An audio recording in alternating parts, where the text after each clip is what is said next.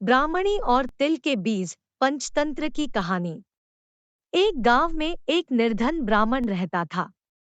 भिक्षा मांगकर वो जैसे तैसे अपने परिवार का भरण पोषण कर पाता था।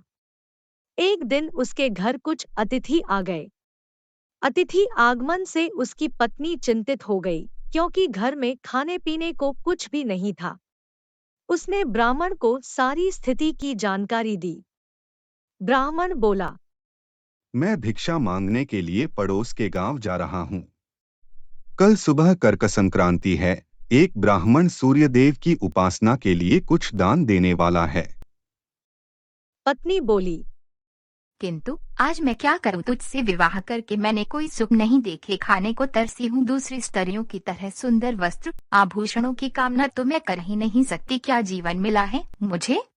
ब्राह्मण बोला, देवी, ऐसा क्यों कह रही हो? पेट की क्षुधा शांत करने जितना अन्न तो मैं भिक्षा में लेकर आ ही जाता हूँ। अधिक तृष्णा मत करो। अति तृष्णा से मनुष्य के माथे पर शिखा हो जाती है। ब्राह्मणी ने पूछा, कैसे? तब ब्राह्मण ने उसे सूअर, शिकारी और गीदड़ की कथा सुनाई। एक दिन की बात है। एक शिकारी जंगल में शिकार की खोज में भटक रहा था। अचानक उसे काले रंग का विशाल सूअर दिखा। उसे देख उसने तीर कमान पर चढ़ाया और निशाना साध दिया। निशान सटीक था, सूअर घायल हो गया। किंतु उसी घायल अवस्था में शिकारी की ओर दौड़ा और शिकारी के पेट में अपने तीखे दांत गड़ा दिए।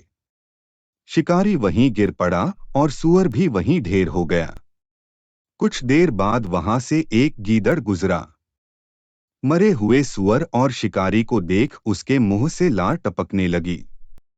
वह सोचने लगा, मेरे पुनर्जन्म का प्रताप है कि आज बिना किसी परिश्रम के इतना सारा भोजन प्राप्त हो गया। वह सूअर और शिकारी के समीप गया और उनके मृत शरीर की छोटी छोटी चीजों को खाने लगा। वह सोचने लगा कि इस भोजन का भक्षण मैं इस रीति से करूंगा कि ये कई दिनों तक मेरी क्षुधा शांत कर सके। रोज थोड़ा थोड़ा खाऊंगा। इस तरह मेरे कई दिन आराम से कटेंगे। सबसे पहले उसने धनुष की डोरी को खाने का निश्चय किया। शिकारी द्वारा सूअर पर प्रहार के लिए जो धनुष की प्रत्यंचा चढ़ाई गई थी, वह अब तक चढ़ी हुई थी। उसकी डोरी कमान के दोनों सिरों पर बंधी हुई थी। गीदड़ ने अपने दांतों से डोरी को ज्यों ही चबाया, वह टूट गई और धनुष का सिरा उसके माथे को भेदकर इस प्रकार ऊपर से निकल गया, जैसे उसके सिर पर शिखा निकल आई हो। घायल गीदड़ भी मर गया। कहानी सुनाने के उपरांत ब्राह्मण बोला, इसलिए अतिलोभ नहीं करना चाहिए, माथे पर शिखा निकल आती है। ब्राह्मणी बोली, तुम ठीक कहते हो, मुझे अपनी चिंता नहीं, किंतु घर पर आई अतिथि की चिंता है। ऐसा करती हूँ, घर पर पड़े तिल को कूट कर उसे खिला देती हूँ। ब्राह्मण ने उसे वैसा ही करने को कहा और भिक्षा मांगने दूसरे गांव की ओर चला गया।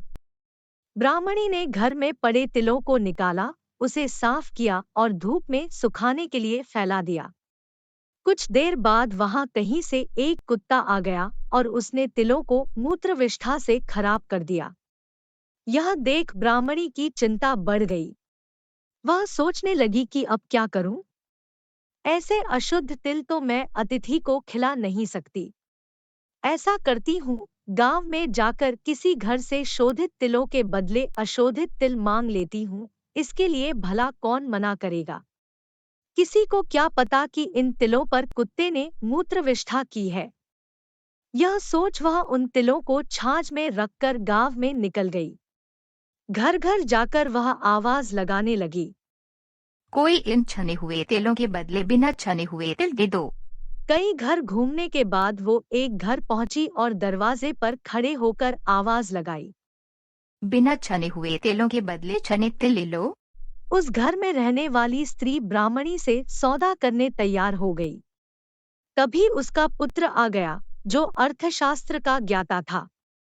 वह बोला, माँ, इन तिलों को मत लो। अकारण कौन छने हुए तिलों के बदले बिना छने हुए तिल देगा?